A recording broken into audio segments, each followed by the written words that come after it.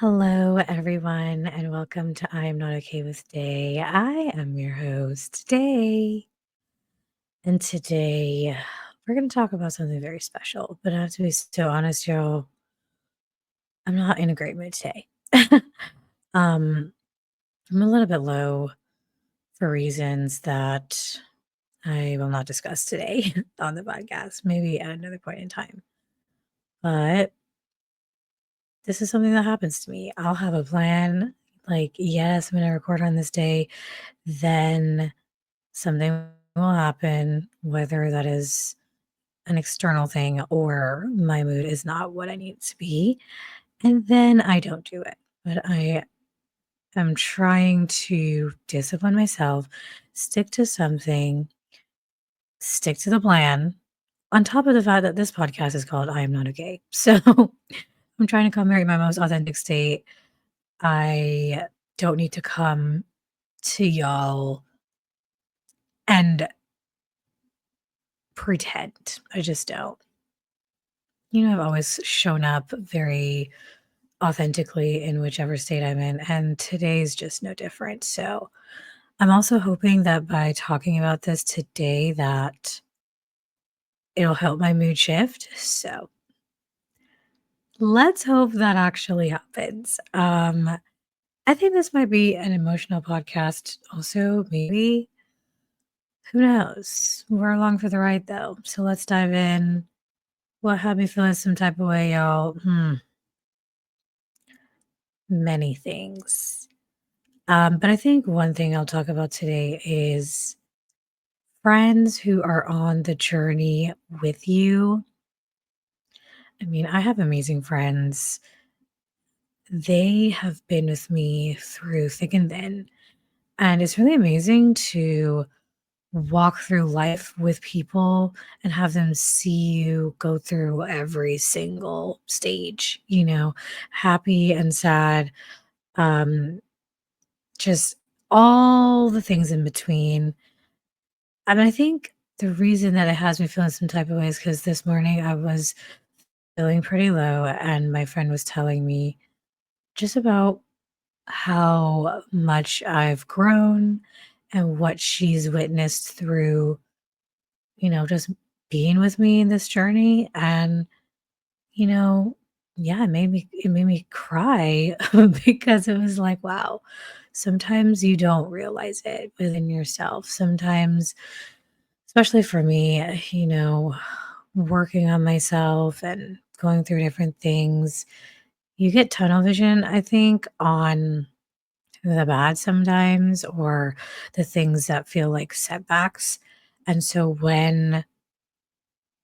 you don't always see, hey, you're actually even handling the situation way differently than you did before, way differently than you probably would have.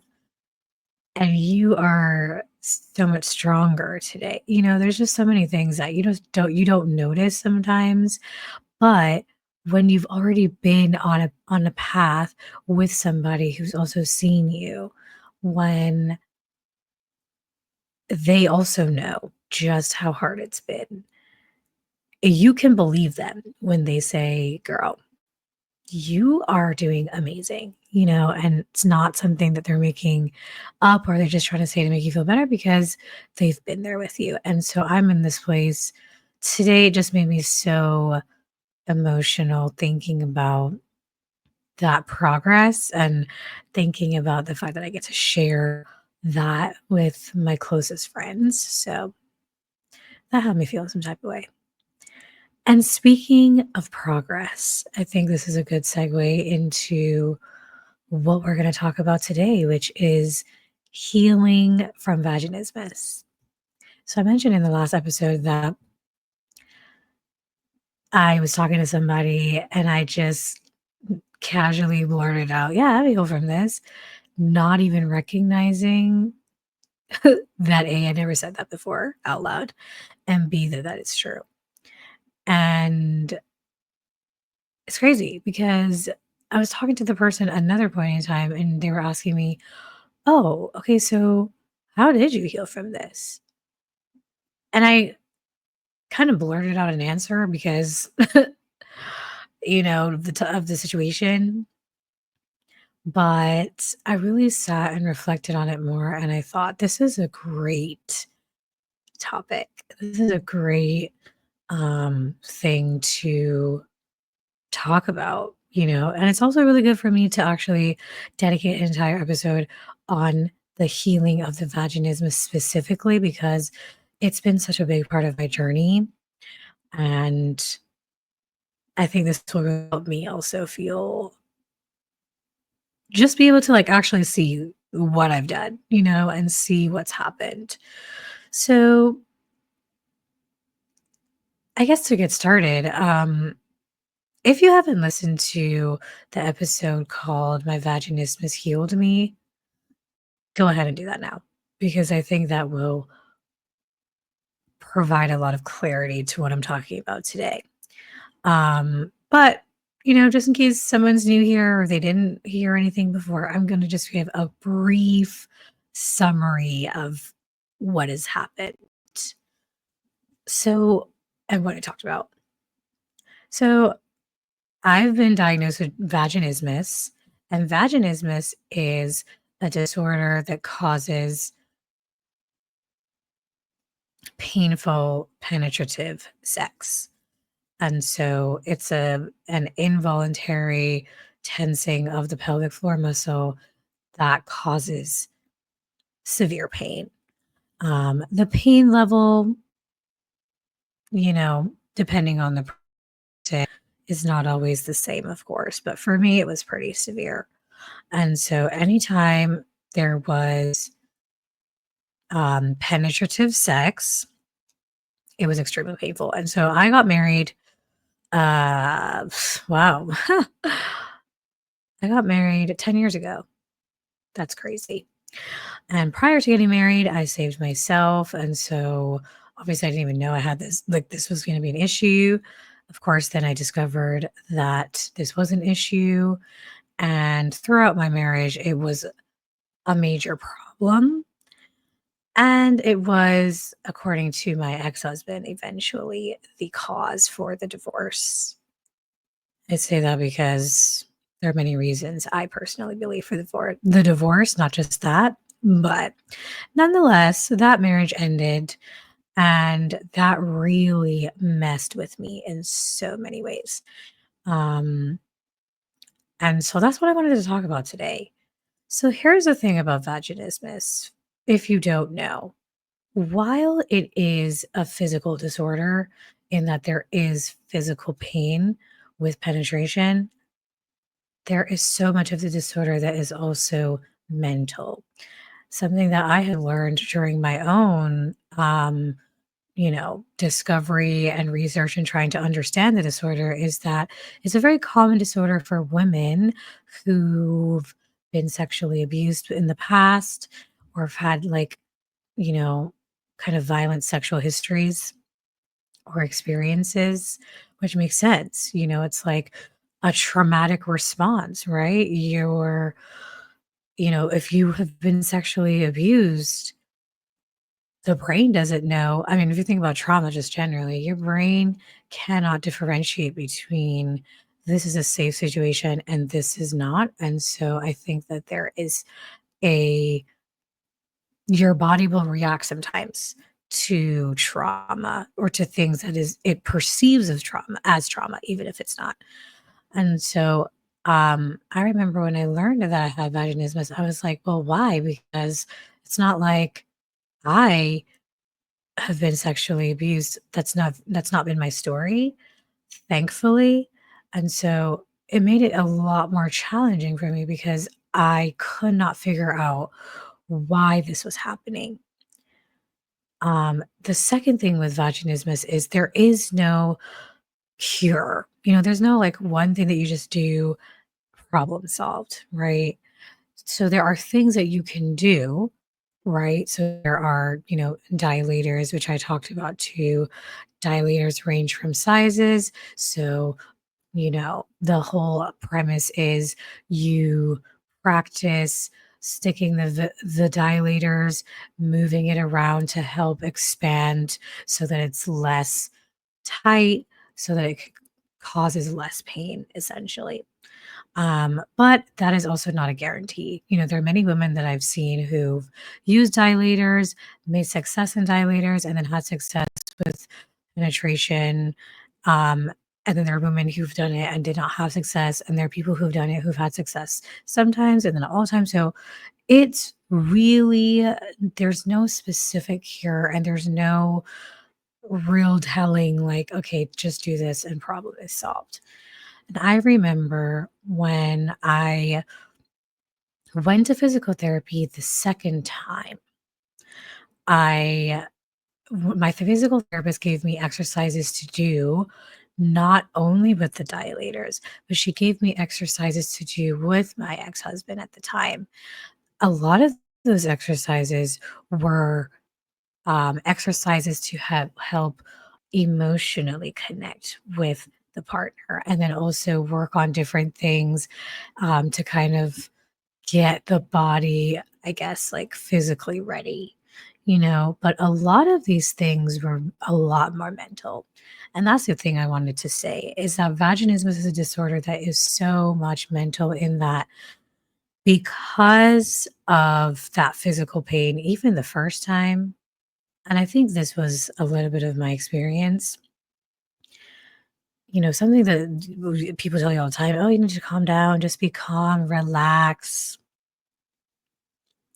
And the thing is, um, I do believe that feeling relaxed is important, but it's very difficult to just relax. It's kind of like if somebody is having anxiety. I'm sure people who are listening who have anxiety understand if someone tells you, just relax, just calm down, that's not helpful. Um, And it didn't help for me personally that my ex was not really compassionate toward me, which I think is a large part of the problem, first of all. But it was very hard to be relaxed. And I think something that I experienced a lot is just kind of like thinking of the pain that is about to come. I mean, I didn't do it myself. As I said, it's an involuntary tensing of my pelvic um, area of my pelvic muscle. It's like I didn't do it on purpose. It's just the way that my body reacted. And so to work through, having penetrative sex, I had to really mentally try to get to a certain place before I engaged. And that was very difficult, primarily because of the partner that I had. I don't think I felt safe with my partner, and that definitely caused issues. Like, that's why it didn't get better. That's a part, I think, of why it didn't get better. But I think the other thing is vaginismus for me came with such a sense of shame. I really internalized this belief that I was a broken woman. I was a bad wife because I could not fulfill my duties as a wife. I struggled so much with these beliefs even after I got divorced.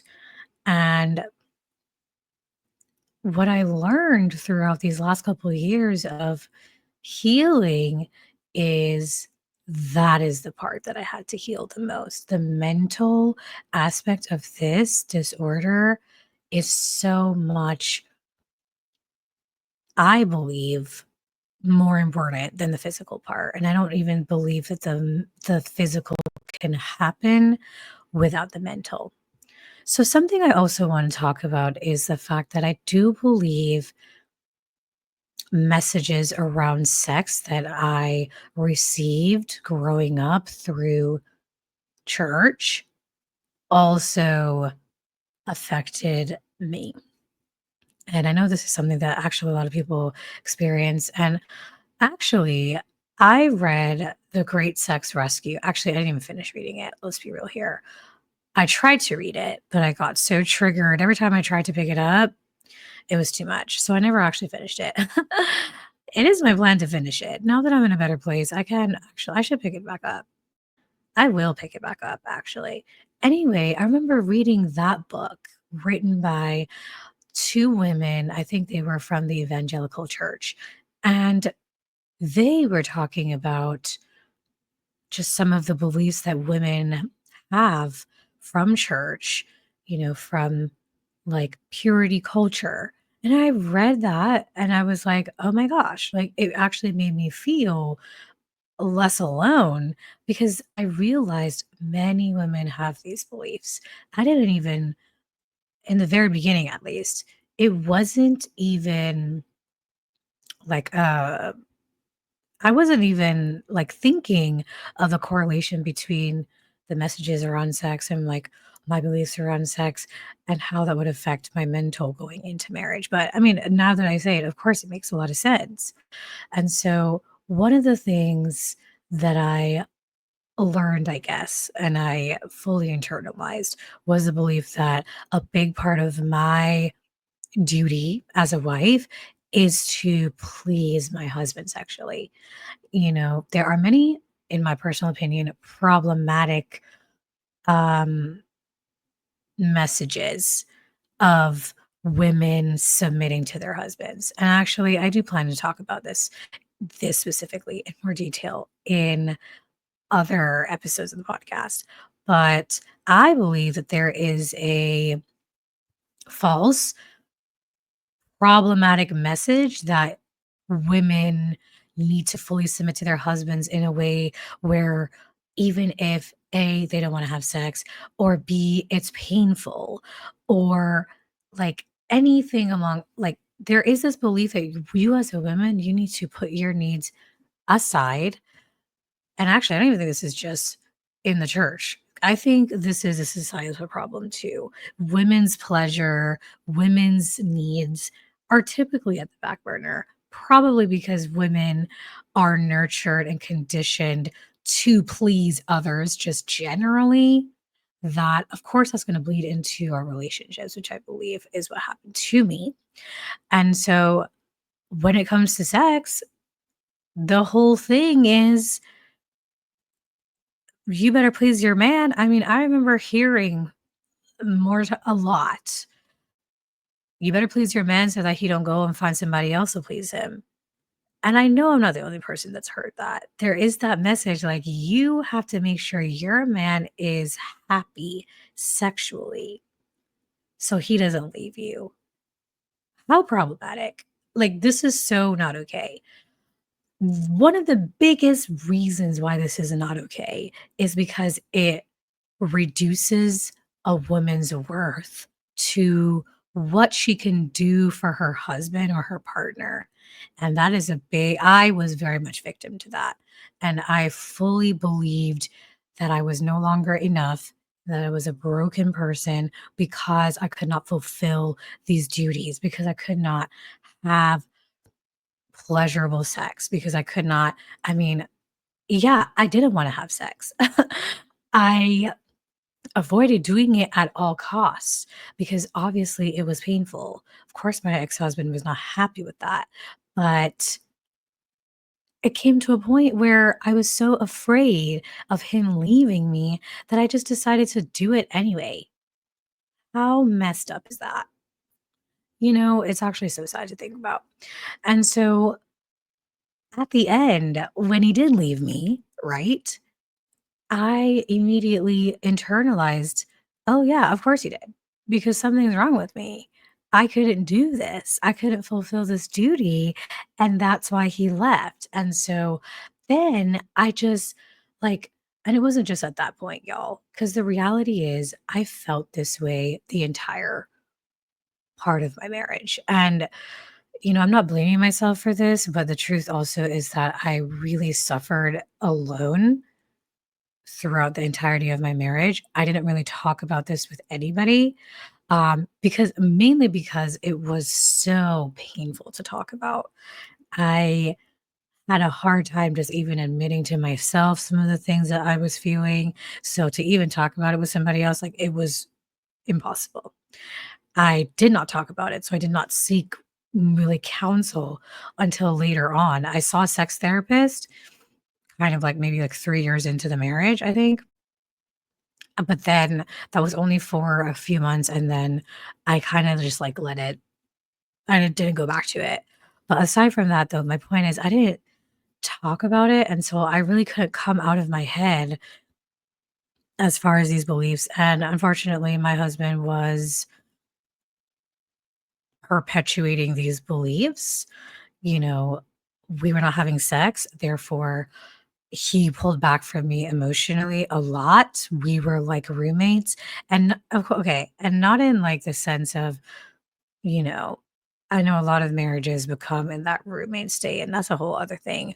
But like, he, I remember telling my best friend at the end of the relationship that he wouldn't even ask me, "How are you?"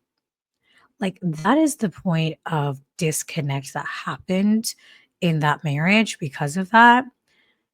And listen, I understand sex is important, but I don't believe that my ex cared for me as just an overall human being.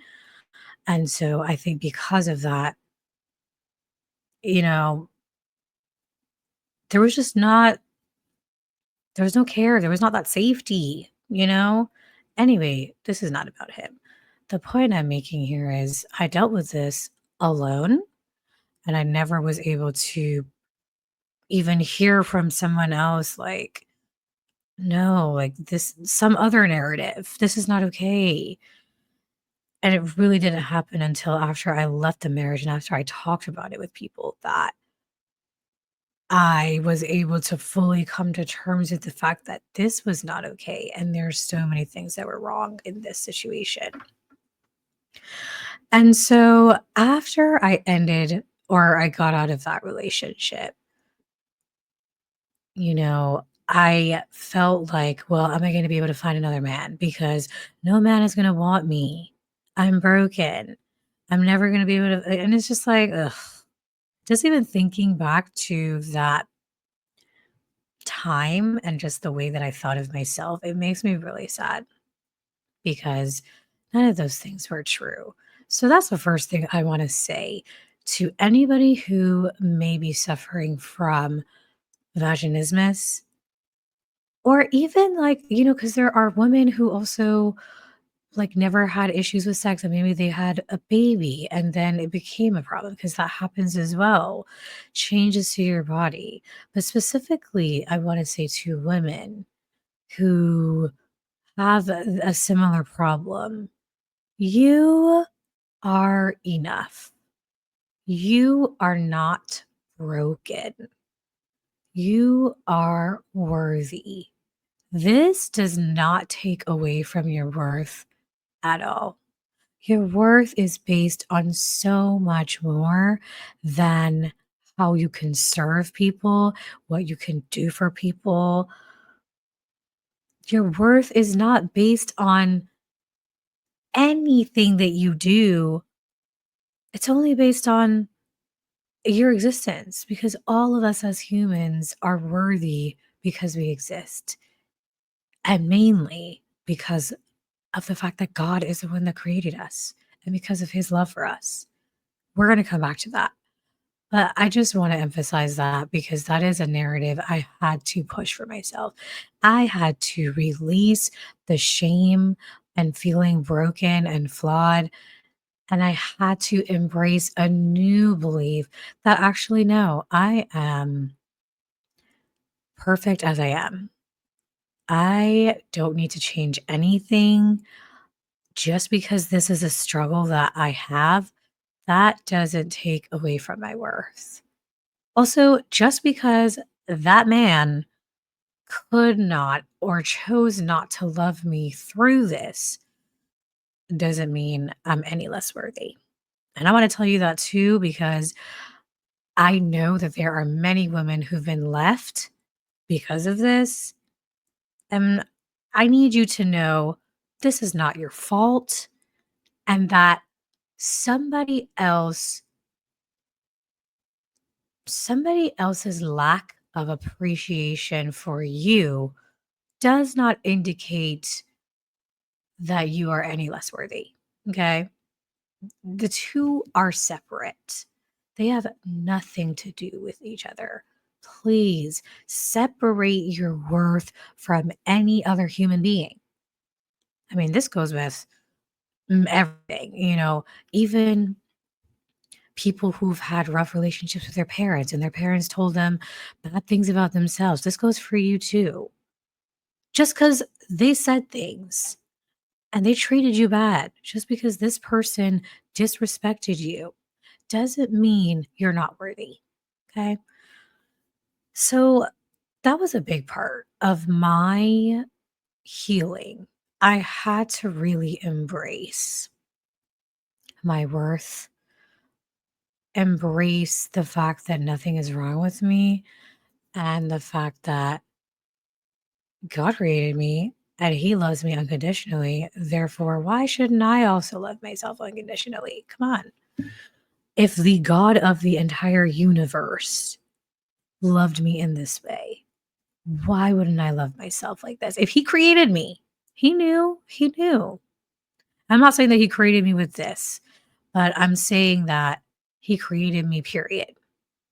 So, and I think once I started to embrace who I am, and once I stopped internalizing other people's behavior and other people's feelings toward me, and once I started to see myself as worthy, that changed everything. It changed everything. I also want to let you know that something else that really did help me, I hate to say it, but I think it's a part, I think I needed this also. I met a man who had very differing beliefs than my ex-husband did. And being able to see a man um, feel very differently about sex and what sex means, and how that could be different in a relationship and in a marriage, it gave me hope that, oh, maybe other men don't think like this. Maybe this is not a thing that all people believe in.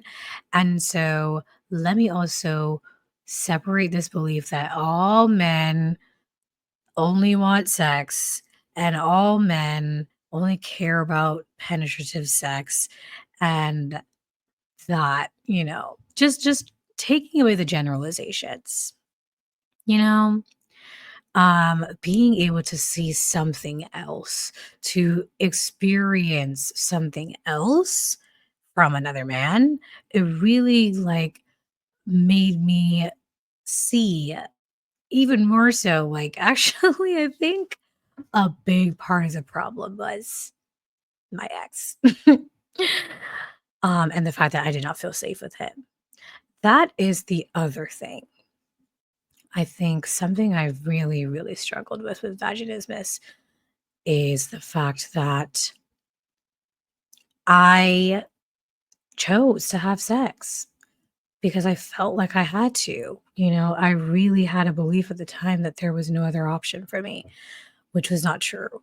But because I did that, I guess there is some kind of like blame that I have within myself. I don't have this anymore, but that I had. Let me say that. I blamed myself for allowing this to happen. And then when I got out of it, I felt this sense of responsibility, and like I just had no compassion for myself at that time. And then it made it really difficult for me to trust myself because I just questioned, like, did I even have good judgment? You know what I mean? And so this is the other thing I think that I really had to practice in my healing. And this is the thing that I think I'm still working on is compassion. Have compassion for yourself. Okay. It's hard. I think also I have a little bit of a golden child's, you know, perfectionist standard for myself. I have very unrealistically high expectations for myself that I have for nobody else, which, story of a lot of people's lives, we hold ourselves to such higher standards. And so when we make mistakes, we also beat up ourselves so much more than we probably would anybody else. And I have definitely done that. But having that lack of compassion for myself has been such a hindrance on my healing because I think that if I had even more of that during my marriage, I probably would not have allowed a lot of the things that happened in my marriage. You know what I mean? And so I had to really look back too at myself and my past self and think, well, what did you know at the time? As I said earlier, I suffered by myself. I didn't talk to anybody about it. I had these beliefs and I never talked to anybody about it. And I truly like these are the things I really believed in. So when I um made decisions at that time, like, to continue to put myself in painful situations, I did it because I didn't have any other information. And so like the idea of thinking about the information that you had at the time and making the decisions based on that information. I had to really embrace that and give compassion to my past self for doing the things that I did. And honestly, even for my ex, because I think he also, now I'm not making excuses because a lot of things were not okay. I also think he had similar beliefs that I did, because we grew up in very similar environments. And I believe that he was perpetuating the belief that we all had. And that sucks because none of us knew anything else. Well,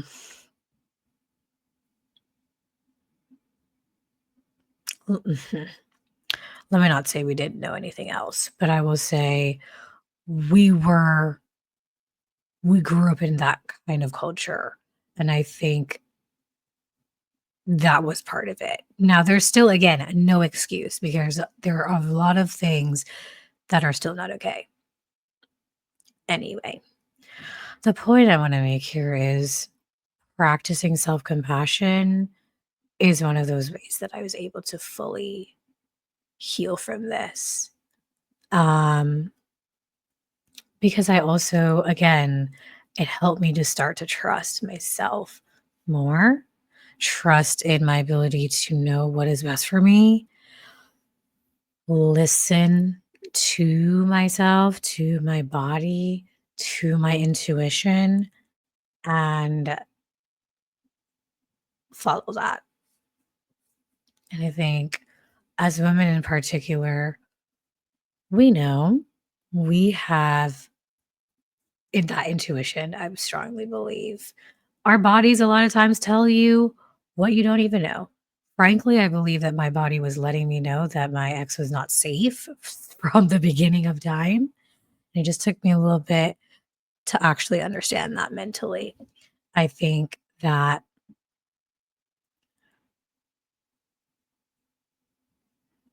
it's so important to listen to yourself. And that's the other thing. I went through a very long journey and I'm still in it of no longer avoiding my emotions and actually going through them. And let me tell you, hardest thing I've ever had to do. So hard. It's been, I would say, like the last 5 years have been really unlearning a lot of things, relearning things, so much crying, yo. So much crying. And I think, frankly, pent up tears, okay?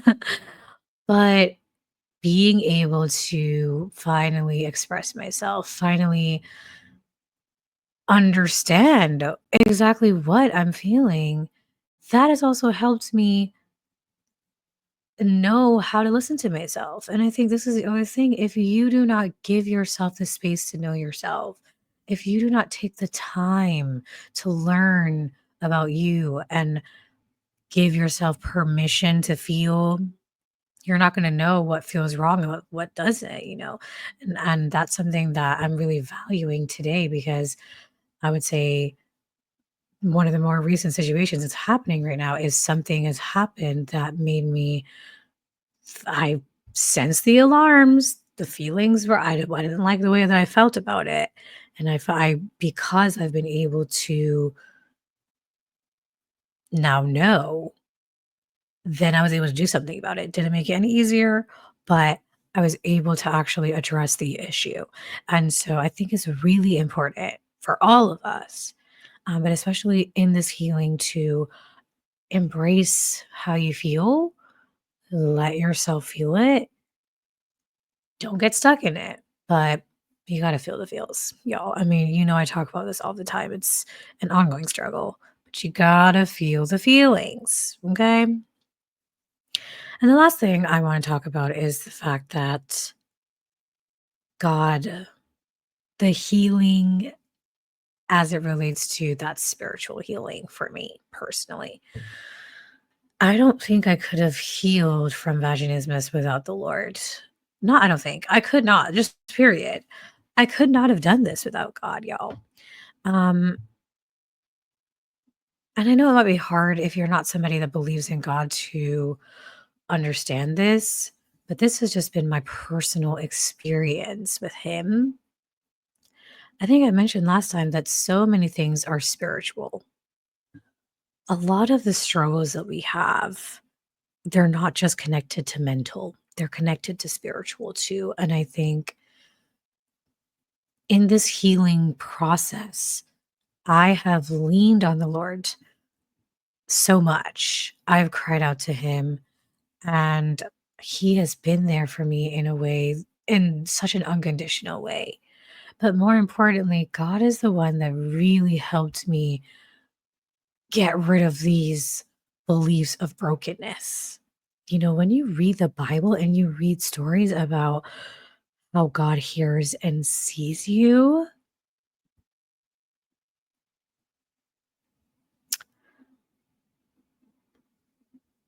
I read the story of Hannah and Leah and all of these different women in the Bible who were barren or disadvantaged in some way, really desperately wanted something and never got it after years and years and years of praying.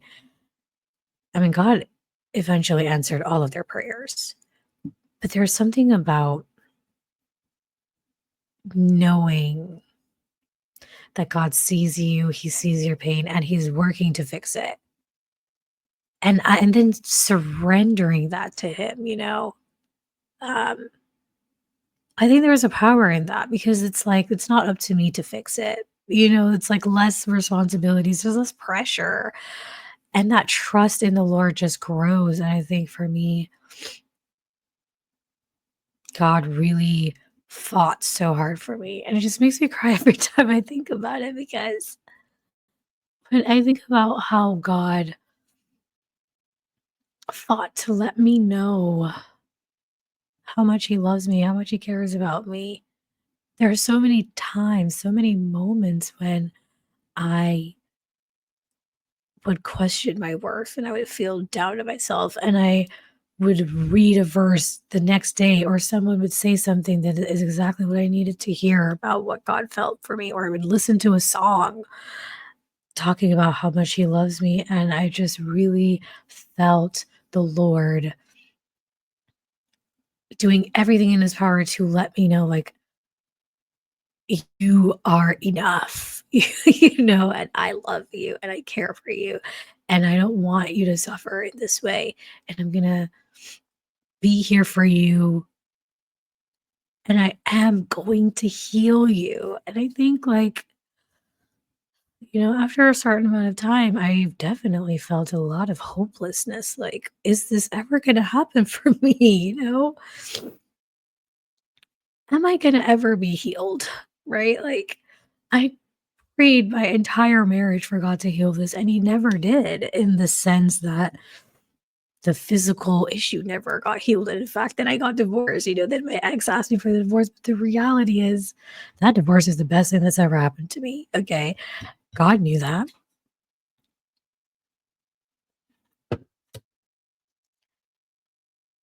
And He saved me.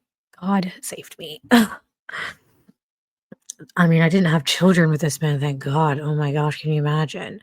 Like, there's just so many things that God saved me from by getting me out of that relationship. But second of all, like, God has been with me in this entire process. And, it's just like I can feel Him even right now. I just feel that protectiveness from Him. And it's unlike anything else, and it makes me feel so special. And it gives me the confidence to move on, knowing that I am the best version of myself today. And I can walk with that level of confidence. And now I know exactly what I want. And now I know that any man who's going to say anything to me along the lines of,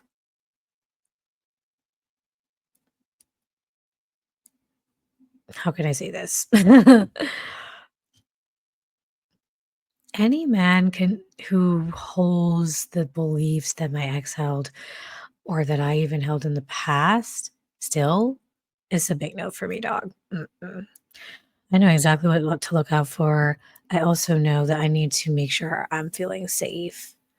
But more importantly, the next person that I'm with is going to be the person that God sends for me. And until that time, I'm good.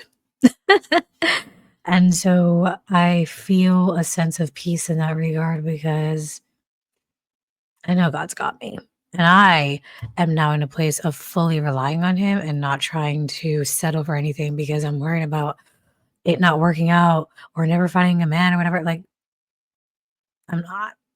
That is not anything I'm holding on to anymore. So, as I said in the last episode, have I been physically healed from this? I don't know. I haven't tested it out. But what I do know is the next person that I'm with will be my future husband, who will be someone that is amazing, that is safe, that is compassionate and kind, and somebody that will love me unconditionally, and somebody that won't feel like this is the make or break of our relationship. And I wholeheartedly believe that healing will come when that time comes because I internally am better as far as the way that I feel about myself. And I'm in a much stronger place to then approach somebody else. And I strongly believe that God is going to send to me the right person. I do. So, yeah, I am healed and you can be too. And there is hope. And if you are in the beginning of this journey, if you're feeling like there is no hope, I am letting you know from experience that there is, and the healing is not just physical, and that you can heal too. And I am willing to hold that hope for you until you have it for yourself. So that is that, y'all. And then we're going to end with what God has taught me.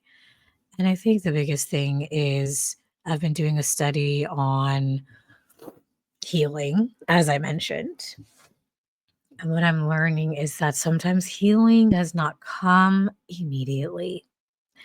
And in fact, majority of the time it comes a lot later than you think. Not all the time, but there are stories in the Bible of miraculous healing, right? But there are also many stories of, like I mentioned, women praying and then years later getting the thing that they prayed for, or drought, famine, then years later coming out of that. Like, that is probably more the norm than not.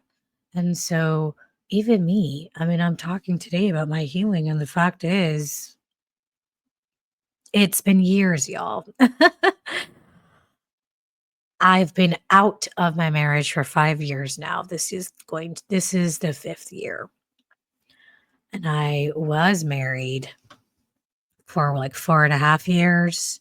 So, it's been a long time, but we are here, and I'm hopeful that it'll continue. And so, don't get discouraged just because the healing has not happened yet. That doesn't mean it's never gonna happen. Believe me when I say that. It will happen. It's just a matter of God's timing, because that's the other thing. God's timing is perfect. And that is something that I am holding on to and trusting in. The timing of the healing for me specifically has come in the most perfect time. And I fully believe that. So hold on to that for yourself. God will heal you. And with that, we've come to the end of the podcast. Until next time, y'all. Bye.